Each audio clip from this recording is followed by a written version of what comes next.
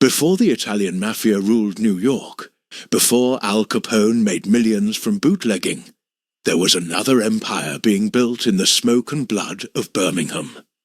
Factories roared, soldiers limped home from war, and the streets belonged to no one. In that chaos, one family saw opportunity. A city drowning in poverty gave birth to men who would rather rule hell than serve in heaven. They stitched razors into caps, turned fists into currency, and fear into power. Tommy Shelby lights a cigarette, smoke cutting through the fog like a promise. Coins clink, bets are whispered, money changes hands. Every move measured, every risk a step toward control. From the alleys of Birmingham, they built a business out of crime precise, organized, untouchable. This is how the Peaky Blinders built a $1 million empire, before the Mafia ever rose to power.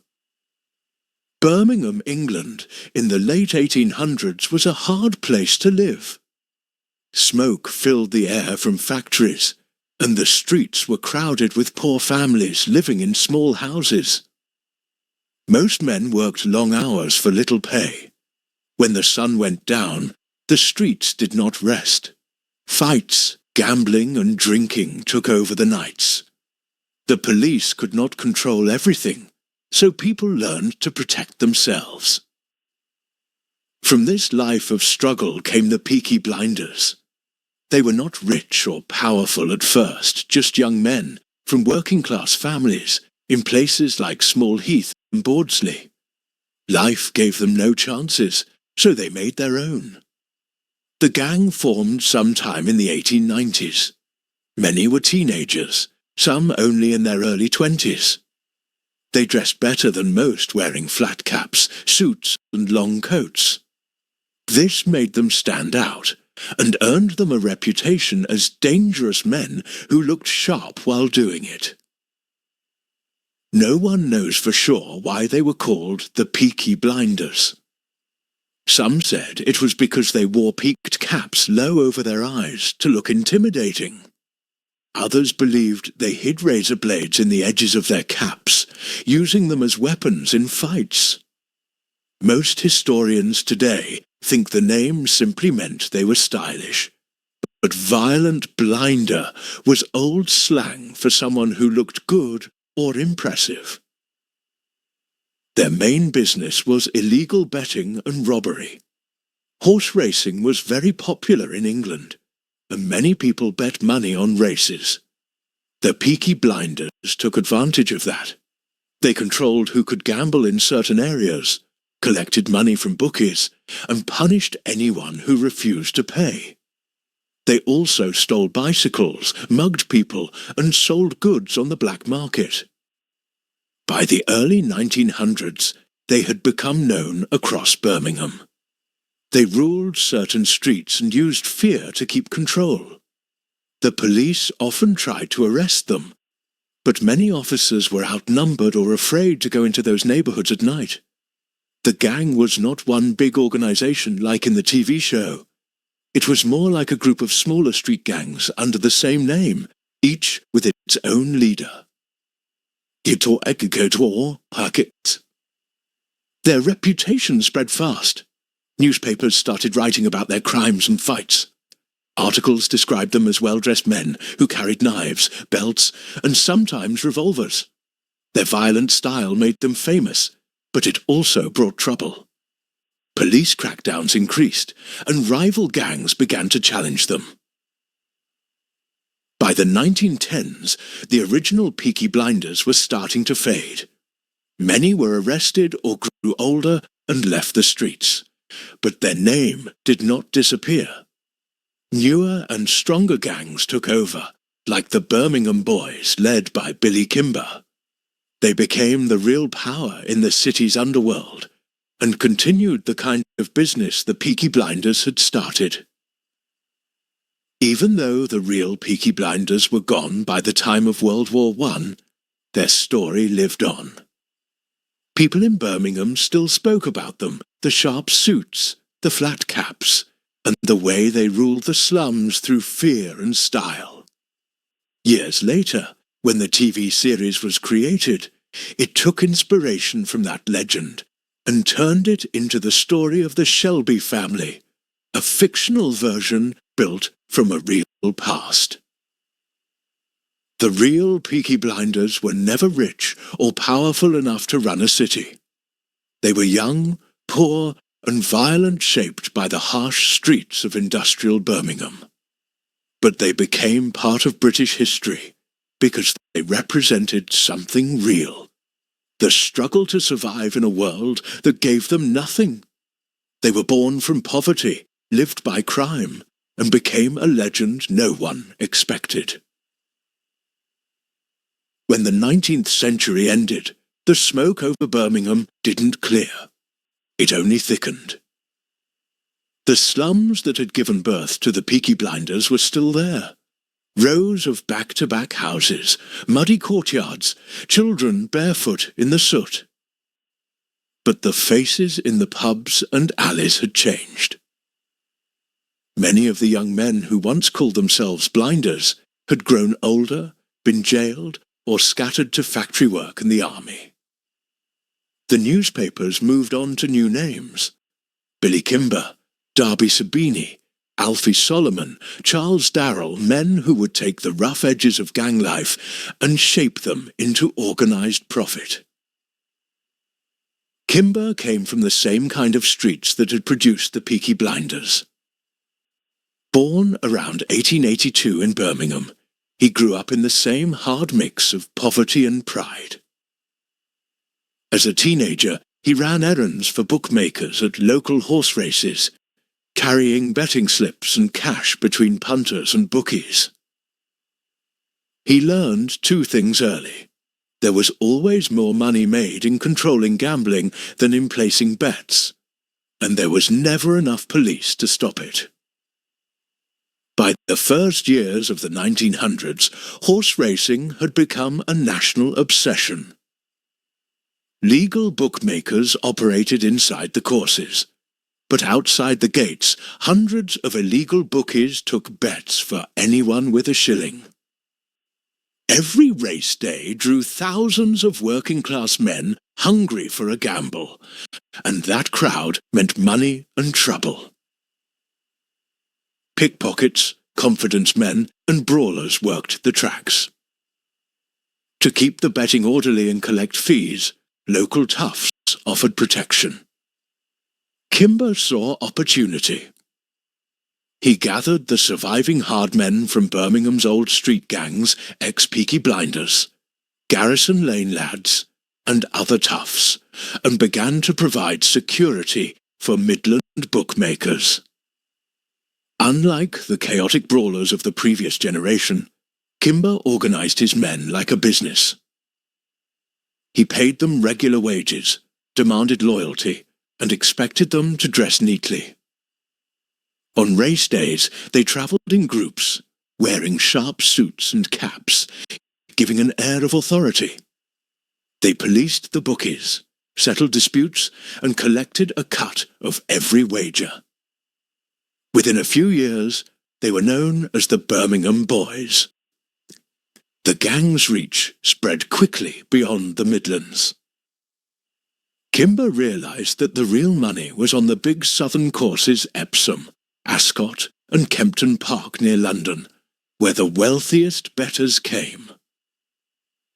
By 1912, his men were working those tracks, muscling out local thugs and charging bookies for protection. It wasn't always peaceful. Fights broke out between Birmingham men and London mobs, especially the Italian-British gangs led by Charles Darby Sabini in Clerkenwell. The newspapers loved it, calling the clashes racecourse wars. Kimber wasn't just muscle. He was charming and quick-thinking, and he understood the value of connections. He cultivated bookmakers, politicians, and even policemen. When arrested, he often talked his way out of serious charges. The Birmingham Boys ran their operations like a corporation. Protection, transport, betting, and occasionally robbery and smuggling. During World War I, many of the younger men were conscripted, but the gang's structure survived. When they returned, hardened by combat, they came back to a country tired of war, but hungry for entertainment and gambling was the easiest escape. The post-war years made Kimber rich.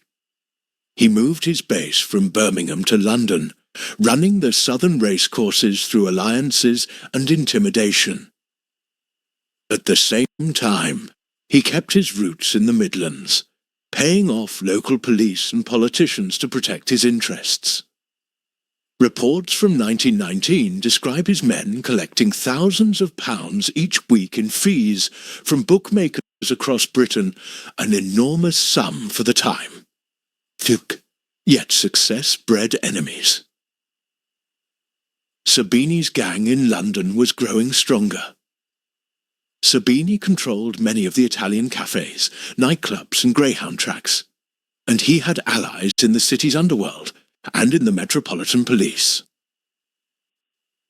By the early 1920s, the rivalry between Kimber and Sabini had become a national story. Each side brought hundreds of men to the races. Each claimed to control the betting pitches. Brawls erupted at Epsom and Hurst Park, with iron bars and razors flashing in the crowd. Ordinary racegoers fled as gangs fought for the right to tax the bookmakers. In 1921, the confrontation reached its peak. At the Epsom Derby that June, dozens of Birmingham boys were attacked by Sabini's men. Kimber himself was injured. Several of his men were arrested. The press portrayed it as a war between North and South Birmingham versus London. Behind the headlines, the violence drew too much police attention. The Home Office ordered a crackdown on racecourse gangs, and magistrates began handing out heavier sentences. Kimber's empire, which had thrived on quiet intimidation, started to crumble under the spotlight. He tried to shift into more legitimate business, opening betting offices and transport firms, but his reputation followed him. By the late 1920s, he was losing ground to Sabini, who had stronger political protection and better organization. The Birmingham boys retreated north, keeping control of some smaller tracks, but never regaining their old dominance. In 1929, Kimber was charged with assault after a nightclub fight and served a short prison sentence. After that, he faded from the headlines. He lived quietly in semi-retirement until his death in 1942, far from the streets that had made him feared. Though Kimber's fall marked the end of the Birmingham boys' power, their legacy was lasting. They were the bridge between the rough street gangs of the 1890s and the sophisticated criminal networks that followed. They showed that organized violence could be turned into a system, one that ran like business rather than chaos. Their methods influenced later British rackets, from London clubs to post-war black market operations. Back in Birmingham, the legend of the Peaky Blinders didn't disappear. Older men told stories of the first gangs who ruled with caps and razors, and younger criminals admired the style, even if they no longer used the name. When police reports in the 1930s described new groups of hooligans, the old title sometimes resurfaced as shorthand for local gangsters. It had become part of the city's identity, a reminder of how poverty and pride had once ruled its streets. What made the Birmingham underworld different from London's or Manchester's was its discipline. The city's gangs grew out of the factory system. Men who understood hierarchy and order. Kimber had taken that mindset to crime, turning casual violence into organized structure. In his heyday, he could move hundreds of men between racecourses, communicate through coded telegrams, and settle disputes before police even knew a fight had begun. That efficiency impressed even his rivals. A London detective later said Kimber ran his affairs like a small army. Yet beneath the organisation lay the same truth that had created the Peaky Blinders. Poverty was the engine. Most recruits joined because the factories paid pennies and the army offered nothing after discharge. In the pubs of Small Heath or Sparkbrook, a young man with strong fists could earn in one afternoon what honest work paid in a week. Kimber didn't need to promise loyalty. He bought it. He paid his men regularly, and they responded with silence when the police came asking questions. The government's attempts to clean up the tracks only made the gangs adapt. Some turned to greyhound racing, others to protection for nightclubs and theatres. The methods stayed the same: control the crowd, tax the profits, punish disobedience. Even as the Great Depression hit Britain in the 1930s, remnants of the Birmingham boys were still collecting protection money. But by then, the era of open street control was ending. The new generation of criminals preferred quiet deals and financial fraud to public brawls. When Billy Kimber died in 1942, few newspapers noticed. World War II filled every page, and the gang wars of the previous decades felt distant. Yet, in Birmingham, the old men in the pubs still remembered him as the lad who took the chaos of the Peaky Blinders world and turned it into a business. To them, he was both villain and success story proof that a working-class boy could beat the system, even if only for a while. The real story of the Birmingham boys ends not with gunfire, but with quiet decline. Their structure dissolved, their leaders aged, and the next wave of criminals learned from their mistakes. But their influence shaped how Britain thought about gangs forever. They made the underworld seem organised, strategic, and strangely modern. When later generations romanticised the past, calling every sharp-dressed thug a Peaky Blinder, they were unknowingly echoing the men who had followed after the businessmen of the racetracks who built empires from dust and desperation. London had always been larger than any one gang. It swallowed people whole immigrants, ex-soldiers, pickpockets, dreamers, and it never cared who ruled its alleys. By the 1920s, as Birmingham's power faded, the capital became the new battlefield. The man who stepped forward was Charles Darby Sabini, born Ottavio Handley in the slums of Saffron Hill, son of an Italian father and an English mother. He grew up between two worlds: the Italian cafes that smelled of coffee and tobacco, and the English pubs thick with gin and resentment. From those cramped rooms came the army that would replace the Birmingham boys, the Sabini gang. Sabini began small, running errands for bookmakers just as Kimber once had. But London was richer, faster, more dangerous. By the time he reached his 30s, he was already managing protection on several racecourses around the capital. His men, many of them Italian or Jewish toughs from Clerkenwell and Soho, were sharper dressed than the Midland bruisers' dark suits, polished shoes, and pocket knives hidden in the seams. They spoke several languages and moved easily between the cafes and the tracks. They were businessmen with razors. What Sabini understood better than anyone else was organisation. The Birmingham boys had been an army. Sabini built something closer to a corporation. He created layers of control collectors, lieutenants, bookmakers, youngsters, each reporting upward and taking a cut. He placed spies in rival gangs and paid off police officers in every district where his men worked. To the outside world, he looked respectable. He owned several legitimate betting firms, a string of cafes, and even a chauffeur service. To those inside the trade, he was the most dangerous man in Britain. After Kimber's defeat at Epsom, Sabini moved quickly. Within a year, he controlled nearly every major southern racecourse. Bookmakers who refused to pay protection found their stalls overturned or their ledgers stolen. Some simply disappeared. Others joined his system and were left alone. The police rarely intervened. Many officers were on his payroll, enjoying quiet envelopes slipped under plates of spaghetti in the back rooms of Soho restaurants.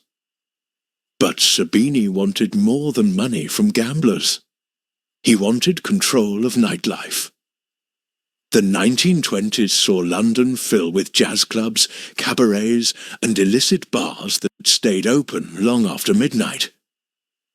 Prohibition in America had glamorized the idea of speakeasies, and British businessmen saw profit in imitation. Sabini's men began offering security to these clubs, a polite term for protection. They supplied doormen, managed liquor licenses, and took a percentage of profits. When owners resisted, gangs smashed windows or attacked performers until the message was clear. By the middle of the decade, Sabini's influence reached from the tracks to the theatres. He rubbed shoulders with film stars and aristocrats, appearing at races in fine coats, shaking hands with MPs. Reporters described him as a sporting gentleman of Mediterranean charm. Only the police files told the darker story: assault, blackmail, extortion, smuggling. Smuggling was the natural next step. Britain's coastlines were long and porous, and after World War I, customs enforcement was thin. Sabini's associates in France and Belgium supplied fine wines, tobacco, and occasionally narcotics, which arrived by fishing boats at night and vanished into London's warehouses by morning. The profits dwarfed those from betting. For a time he was untouchable. Meanwhile, other London gangs tried to break free from his shadow. In the East End, Jack Spot Comer, still a young street fighter, was learning his trade. When, in the north, Charles Darrell and the Camden Town mob held a few small courses. But Sabini's combination of money, charm and violence kept them all in check. Even the police commissioner privately admitted that without his management, the racecourses would be ungovernable. The press painted him as a curious villain, half celebrity, half devil. Sunday papers printed photos of his luxury car and his mansion in Hove. Journalists hinted that he dined with actors and bankers.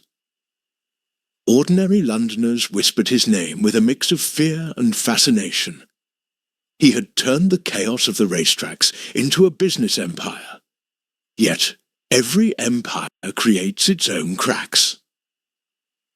By 1927, a new wave of younger, hungrier men was rising. They were not impressed by respectability. They came from the docks of Limehouse, from the Jewish quarter of Whitechapel, from the Irish pubs near Camden. They used pistols instead of razors and didn't care about the old codes. Sabini called them boys with no manners. To them, he was an old man living on stories. Then came the Great Depression. Racing attendance fell, betting profits shrank, and protection money dried up. Police raids grew harsher. Politicians wanted to prove they could clean up London's image for tourists and trade. Sabini's lavish lifestyle suddenly drew suspicion. In 1936, he was charged with illegal betting operations and served a short prison term. When he came out, his empire had begun to disintegrate. The gap was filled by Jack Comer, known as Jack Spot. Comer represented a new generation. Jewish, working class, smart and ruthless. He had fought fascists on the streets and knew how to organize crowds. During the late 1930s, he and his partner Billy Hill built networks through the West End's clubs, offering security and loans to owners. Where Sabini had ruled with etiquette, Comer ruled with efficiency. He was willing to use guns, acid and terror. Old world charm was replaced by cold calculation. Still, many of Comer's early techniques came straight from Sabini's model. The handover was almost seamless. Racecourses gave way to nightclubs, betting slips to black market ration books. When World War II began, the criminal landscape changed again. With the blackout and rationing, every shortage became an opportunity. Meat, petrol, silk stockings, anything could be bought if you knew the right men. The underworld that Kimber and Sabini had built turned into a wartime supply network. Some gangs forged ration coupons, others hijacked trucks meant for the army. Sabini himself was interned for part of the war because of his Italian birth, his power finally broken. But the machine he'd created kept running under different names. By 1944, Billy Hill was controlling much of the capital's black market. He organized thieves like accountants, keeping ledgers of stolen goods and bribery payments. The language of crime changed. Protection became distribution. Racketeering became business. London's gangsters were no longer street brawlers. They were entrepreneurs in dark suits. After the war, Britain's ruins became their marketplace. Construction contracts, import licenses, and nightclub ownership all passed through underworld hands. Many veterans returned from service to find Hill or Comer offering them work driving trucks, guarding warehouses, running errands. It was the same pattern that had begun decades earlier in Birmingham. Ex-soldiers trading discipline for profit. What held all these generations together was the same logic control the flow of money that others gamble with. For Kimber, it had been horse racing. For Sabini, the nightclubs. For Hill and Comer, the post-war markets. Each era changed the product, but the structure remained. They taxed chaos. By the late 1940s, the British government realized the gangs had become too embedded to eradicate. Instead of endless police raids, officials tried to regulate betting and nightlife through licensing, effectively legalizing what had once been criminal territory. In doing so, they ended the era of open gang control, but also validated the business model the gangs had invented. Bookmaking became legal in shops by 1961, the final victory of the men who had once been hunted for taking bets on the street. Darby Sabini lived long enough to see the world forget him. He retired quietly to Hove, where locals remembered him as a polite old man with a foreign accent. He died in 1950, leaving behind only rumours of hidden fortunes. But his legacy outlived his name. The networks he built fed into later London mobs, the Crays and the Richardsons, who would dominate the 1960s. Every one of them borrowed the idea that crime could look respectable, that a well-cut suit was more powerful than a weapon. Looking back, historians see Sabini's reign as the turning point. He transformed British crime from local feuds into national enterprise. He connected Italians, Jews, and Englishmen in one economic web that spanned the country. He blurred the line between legal and illegal money. And he proved that control, not brutality, kept power alive. In the public imagination, the Peaky Blinders myth now stretches to include all of them: the bookmakers, the nightclub owners, the smugglers. But the reality was more complex. Each generation refined the business left by the last. Where Tommy Shelby is remembered for strategy, Sabini embodied diplomacy. Where Kimber used fists, Hill used ledgers. All chased the same dream: to rise from nothing through order and fear. The city itself shaped them. London in the interwar years was a mosaic of poverty and glamour, Mayfair salons standing over bomb-scarred alleys. The same cab that carried a duchess to dinner might later carry stolen silk to Soho. Police and politicians learned to tolerate the underworld as long as it kept the peace. Gangs became unofficial regulators of vice, filling the vacuum left by weak law enforcement. By the dawn of the 1950s, Britain's organised crime was no longer the world of razors and cap peaks. It had evolved into an invisible empire of accountants, fixers and businessmen, all descendants of the first men who had taxed the racetracks. The streets that once echoed with brawls now hummed with deals whispered in restaurants. And somewhere in that transformation lay the final echo of Birmingham's ghosts. Because behind every club and betting shop still hung a photograph of men in flat caps, staring hard at the camera, daring anyone to forget where it began.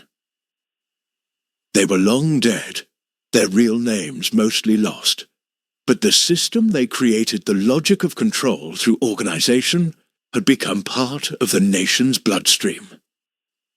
In every sense that mattered, the Peaky Blinders had won. When the war ended in 1945, Britain celebrated peace, but the underworld celebrated opportunity. Cities were in ruins, rationing still ruled the streets, and half the country was for sale to whoever could pay or steal.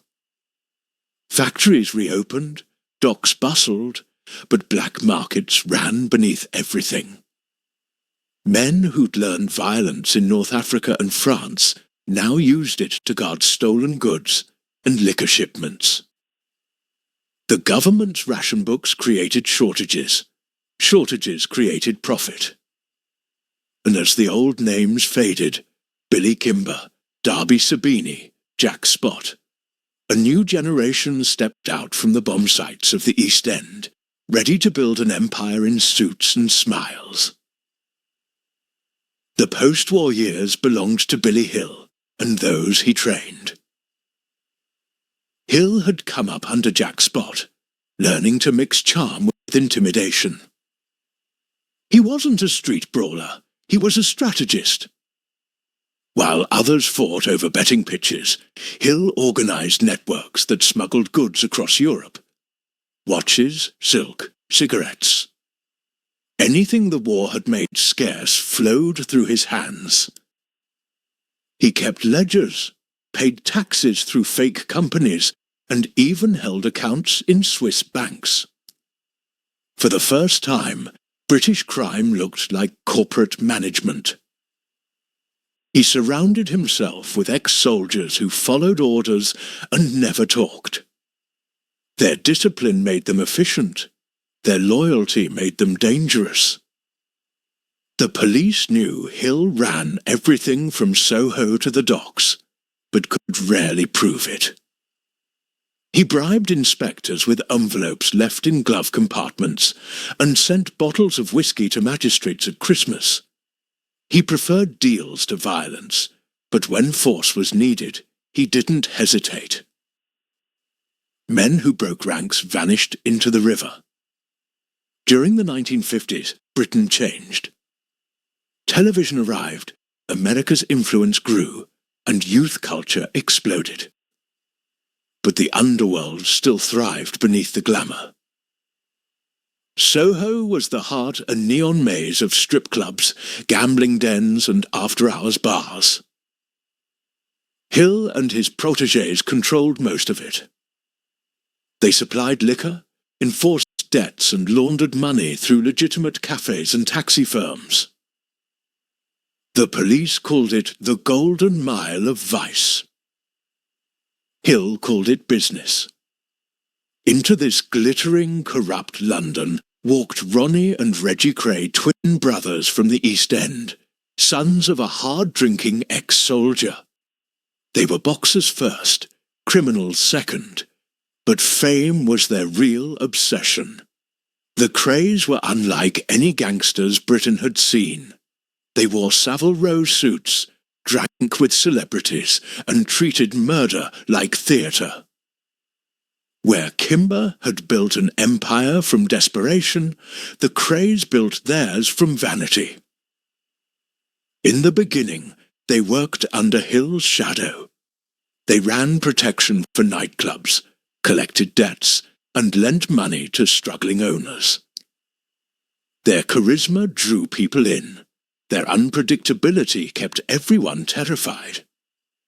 Reggie was calm, calculating, the face of the business. Ronnie was volatile, violent, and openly brutal. Together, they made an image that the newspapers couldn't resist. By 1964, the Cray name was as famous as any pop stars. Their club, Esmeralda's Barn, became the meeting place of two worlds, the criminal and the glamorous. Politicians, actors, even aristocrats came to drink and gamble under the twins' watch. Photographs show them standing beside film stars, grinning like royalty. For the first time, British gangsters weren't hidden in alleys. They were on magazine covers. That publicity gave them power. People wanted to be associated with danger, and the Crays sold it. But fame cuts both ways. The twins' violence grew unchecked. They executed rivals in clubs, buried enemies in countryside graves, and dared the police to stop them. In the East End, they were both feared and admired local boys who'd made it. They donated to charity, helped neighbours pay rent, and punished anyone who disrespected them. To the working class, they seemed like dark Robin Hoods. To the authorities, they were a cancer spreading through the capital. Across the Thames, another family rose, the Richardson brothers, led by Charlie and Eddie. They ruled South London with equal brutality, running torture cells disguised as warehouses. Electric shocks, pliers, hammers, their methods were medieval. Yet they shared one trait with the Crays, a belief that crime could wear a business suit. They owned companies, imported goods, and laundered money through building firms. By the mid-1960s, London was effectively divided between two criminal corporations, the Crays in the east, the Richardsons in the south. For a while, the government ignored them. Police corruption was rampant. Detectives took bribes to look away. But the tabloids began publishing stories too vivid to ignore. Bodies in rivers, blood on club carpets, terrified witnesses disappearing. In 1966, after a string of high-profile murders, Scotland Yard finally moved. The Metropolitan Police Flying Squad, newly reformed, launched simultaneous operations on both families. The age of untouchable British gangsters was ending. The Crays were arrested in 1968. Their trial, broadcast across the nation, was a spectacle. Crowds lined the streets outside the Old Bailey, some cheering, some jeering. Inside, witnesses trembled as they described executions, beatings, extortion. When the verdict came life imprisonment, Britain seemed to exhale. For the first time in half a century, the underworld had faces and names to match its myths. But prison only deepened their legend. Ronnie, confined in Broadmoor, became a dark folk hero. Reggie gave interviews about loyalty and betrayal, portraying himself as a man forced into violence by circumstance. Films, books and tabloids turned their crimes into cautionary tales and entertainment. The cycle that had begun with the Peaky Blinders repeated, crime transformed into culture. Meanwhile, the underworld adapted again. The 1970s brought drugs, international smuggling, and organised fraud. The old networks of racecourses and clubs gave way to shipping routes and offshore accounts. London's crime families began cooperating with foreign syndicates, Italian, Turkish, Irish. The language changed once more. Bosses became businessmen. Smuggling became import. Laundering became investment. Yet every generation looked back to the same origins. They still admired the men who had first proved that working-class power could stand against the establishment. In Birmingham, the legend of the Peaky Blinders never died. For decades it drifted through local stories, whispers of men in peaked caps with razors sewn inside. Historians debated how much was true, but myth filled the gaps that facts left empty. Then, a century after the first gang had walked those cobbled streets, television rediscovered them. When the Peaky Blinders series aired in the 2010 S, it turned forgotten criminals into global icons. Suddenly the world saw the Shelbys as symbols of ambition, rebellion and style. Reality was harsher, but the myth carried its own truth. Those gangs, real or reimagined, had shaped modern Britain in ways no politician could. They'd turned poverty into profit, fear into organisation, and chaos into control. Their descendants no longer fought with razors, but with stock options and cyber scams. Yet the pattern was identical. Take the rules, bend them, build an empire. If you trace the line from the Peaky Blinders to the Krays, it's almost a straight path.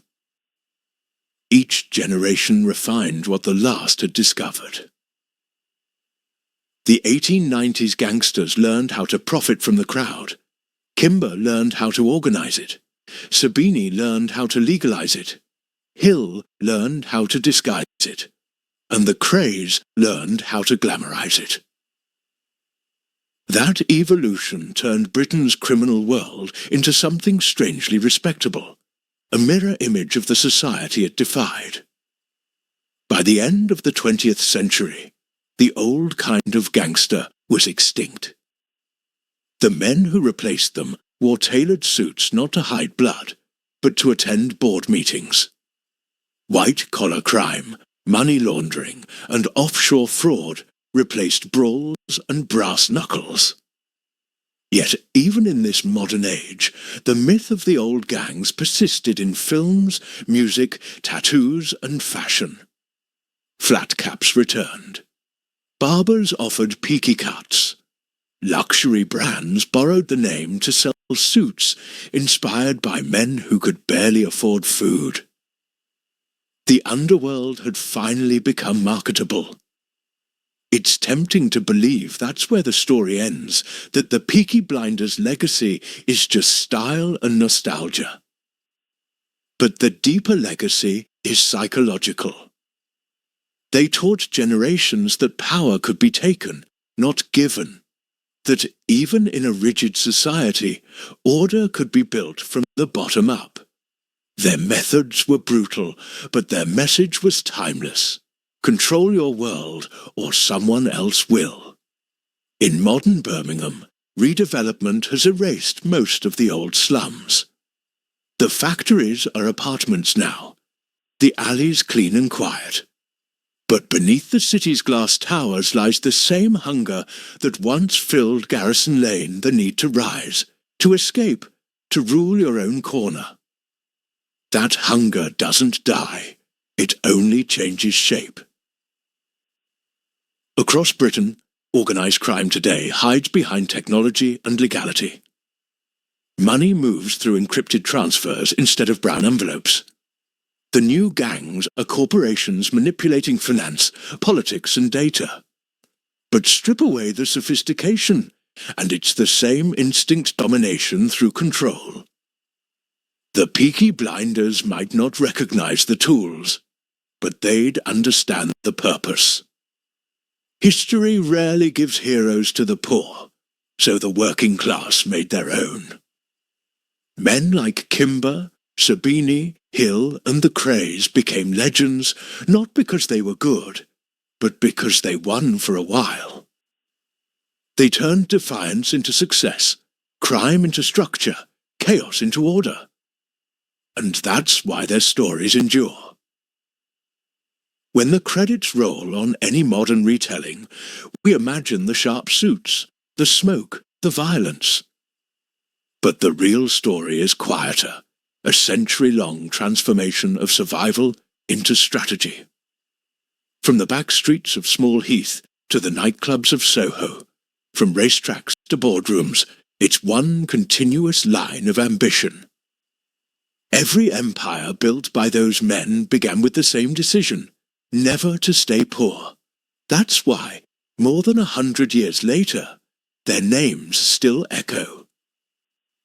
Not because of the crimes, but because they represent something buried deep in Britain's DNA rebellion, pride, and the hunger to rise from nothing. And somewhere, in the fog of Birmingham or the neon of London, you can still almost hear it, the scrape of boots, the whisper of cash, the strike of a match before a deal begins. The story never really ended. It just put on a better suit. The streets of Birmingham are quieter now. The smoke has cleared, the factories have fallen silent, and the names that once made men tremble have turned to whispers in history books. The Peaky Blinders, the Birmingham Boys, the Sabinis, and the countless others who fought for control of England's underworld, all of them built empires that couldn't last. What began as a fight for survival turned into a war for power. Razor gangs became businessmen, street thugs became millionaires, and then, one by one, they vanished. Some were shot, some imprisoned, others simply grew old and faded away, as new forms of crime replaced the old ones. But the legend remained. Every generation needs its myths, and Birmingham's myth was the man in the flat cap, smoke curling from his lips, walking through rain-soaked streets like he owned the world. He didn't just fight the system, he built one of his own, brick by brick, deal by deal, blade by blade. In the end, it wasn't bullets that destroyed them. It was time. The police grew stronger, the country changed, and organised crime evolved into something bigger, richer, and harder to see. Yet somewhere, under the hum of modern Birmingham, the echoes still live on in the pubs, the factories, the alleys where it all began. The Peaky Blinders were not just criminals. They were survivors of a brutal age, products of war, poverty, and ambition. And though their empire crumbled, their story never truly ended. It became part of British history, part truth, part legend, part warning. Because every empire, no matter how ruthless, begins the same way, with hunger. And every empire, no matter how powerful, ends the same way, with silence.